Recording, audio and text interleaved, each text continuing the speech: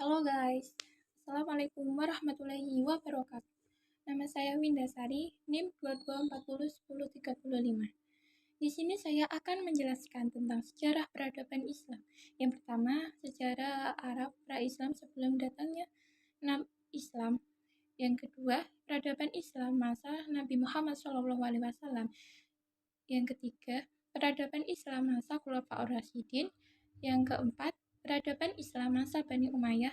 Yang kelima, peradaban Islam di Andalusia Spanyol.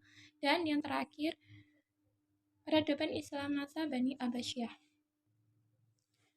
So, jangan kemana-mana ya guys, ikuti terus videonya sampai tuntas.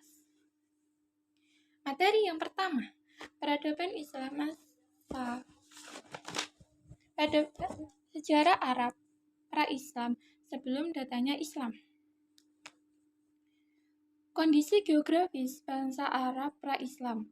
Dari segi bahasa, Arab artinya padang pasir, tanah yang gundul dan gersang, tidak memiliki tanaman dan air. Negara-negara di Jazirah Arab sebelum Islam terdiri dari Yaman, Hijaz, Makkah. Ciri-ciri negara Arab sebelum munculnya agama Islam sebagai berikut. Arab merupakan kawasan yang tidak maju, keadaan masyarakat yang kacau, dan sebagian mayoritas penduduknya menyembah berhala. Kondisi agama dan kepercayaan bangsa Arab pra-Islam. Yang pertama, sesembahan yang mereka percayai yaitu malaikat, jin, ruh, setan, berhala, binatang, bulan, matahari, dan percaya kepada tahayul. Yang kedua, cincin, tembaga, dan logam dianggap menambah kekuatan. Masyarakat Arab memiliki kebiasaan buruk. Apa aja sih? Meminum arak, berjudi, merampok, berperang antar kabilah, dan lain-lain. Namun, masyarakat Arab juga memiliki kebiasaan baik, yaitu memuliakan tamu, memiliki rasa percaya diri yang tinggi, dan solidaritas yang tinggi. Next, materi yang kedua, yaitu peradaban Islam pada masa Nabi Muhammad SAW. Nabi Muhammad SAW lahir pada 12 Rabiul Awal tahun Gajah. Ayahnya bernama Abdullah dan ibunya bernama Siti Aminah. Ayahnya meninggal ketika Nabi Muhammad SAW masih dalam kandungan ibunya. Kemudian diasuh oleh Halimatus Sa'diyah sampai usia 6 tahun. Lalu ibunya meninggal dunia pada usia beliau yang masih 6 tahun. Kemudian diasuh oleh kakeknya Abdul Muthalib sampai usia dewasa, sampai usia 8 tahun. Kemudian beliau diasuh oleh paman Abu Thalib. Nabi bekerja sebagai pengembala kambing. Pada usia 35 tahun, Nabi memiliki peran untuk menyelesaikan beberapa persoalan, yakni mengatur organisasi masyarakat yang telah memeluk Islam, juga pemimpin politik dan administrasi. Pada suatu malam, Nabi berdiam diri di Gua Hira dan menerima wahyu dari malaikat Jibril, yaitu Quran Surat Al-Alaq ayat 1-5. Pada usia 40 tahun, beliau diangkat menjadi Rasul. Kemudian turun wahyu yang kedua, yaitu Quran Surat Al-Mudaththir ayat 1-7, berisi tentang perintah berdakwah. Cara dakwah Nabi yaitu secara diam-diam dan secara terang-terangan. Dalam berdakwah, beliau juga mengalami peluang dan tantangan. Kemudian Nabi Muhammad SAW melanjutkan misinya untuk hijrah ke Madinah, ditemani Abu Bakar dan Ali bin Abi Thalib, yang menggantikan tidurnya guna mengelabui musuh yang berniat membunuh Rasulullah. Beliau juga membangun Masjid Quba dan mengadakan perjanjian piagam Madinah. Namun pada akhirnya beliau wafat karena sakit pada usia 63 tahun. Lanjut guys, materi yang ketiga yaitu Peradaban Islam pada masa Khulafaur Rasyidin. Khulafaur Rasyidin adalah pengganti Rasulullah dan pemimpin umat Islam dari kalangan sahabat pasca wafatnya Rasulullah SAW. Yang disebut dengan Khulafaur Rasyidin yaitu Khalifah Abu Bakar As-Siddiq, Khalifah Umar bin Khattab, Khalifah Utsman bin Affan, dan Khalifah Ali bin Abi Thalib. Keempat khalifah tersebut memiliki peran yang sangat berarti bagi peradaban sejarah Islam. Pada masa Khalifah Ali bin Abi Thalib terjadilah perang Siffin yang diakhiri dengan peristiwa tahkim antara kubu Ali dan kubu Muawiyah. Lanjut guys, materi yang keempat yaitu peradaban Islam masa Bani Umayyah. Bani Umayyah didirikan oleh Muawiyah bin Abu Sufyan. Tanggal berdiri di Damaskus 661 Masehi sampai 750 Masehi. Sistem pemerintahannya monarki berbentuk kekhalifahan. Sebab Muawiyah menjadi khalifah yang pertama yaitu dukungan yang kuat dari masyarakat Suriah dan dari keluarga Bani Umayyah. Muawiyah juga sangat bijak dalam menempatkan para pembantunya pada jabatan-jabatan penting. Dan yang terakhir, Muawiyah memiliki kemampuan menonjol sebagai negarawan sejati.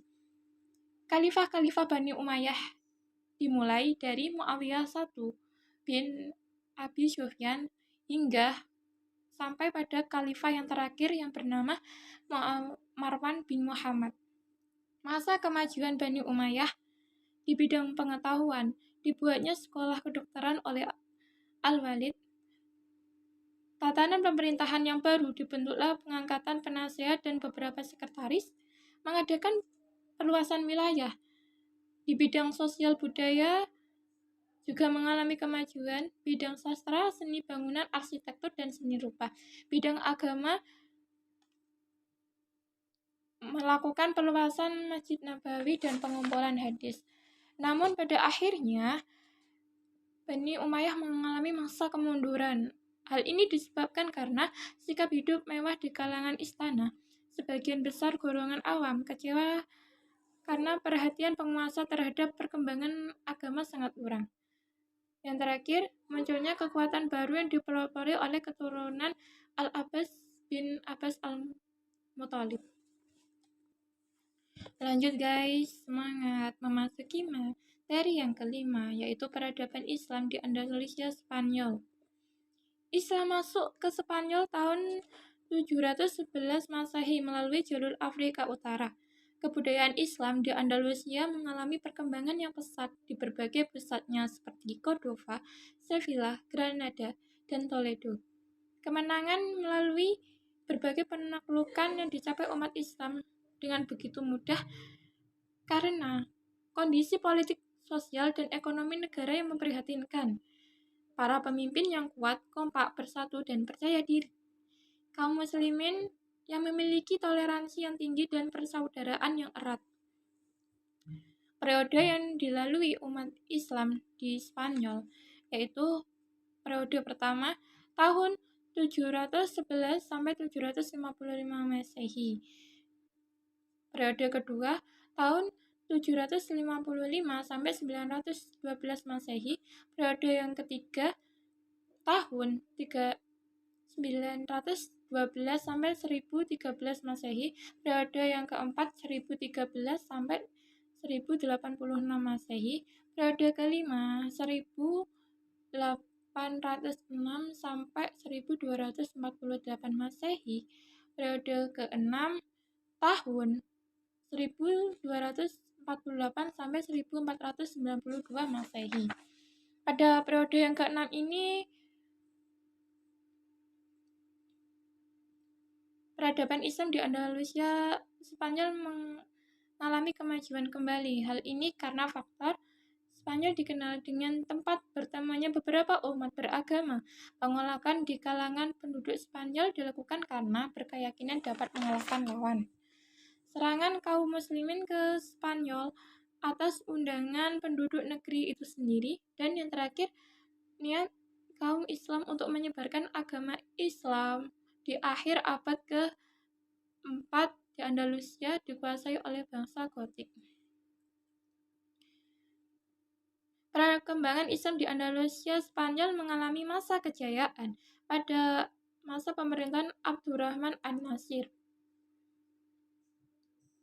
Kemajuan yang muncul di wilayah ini meliputi kemajuan di bidang intelektual, bangunan, arsitektur, dan bidang keagamaan, bahasa, dan sastra. Next, yang terakhir, semangat melanjutkan.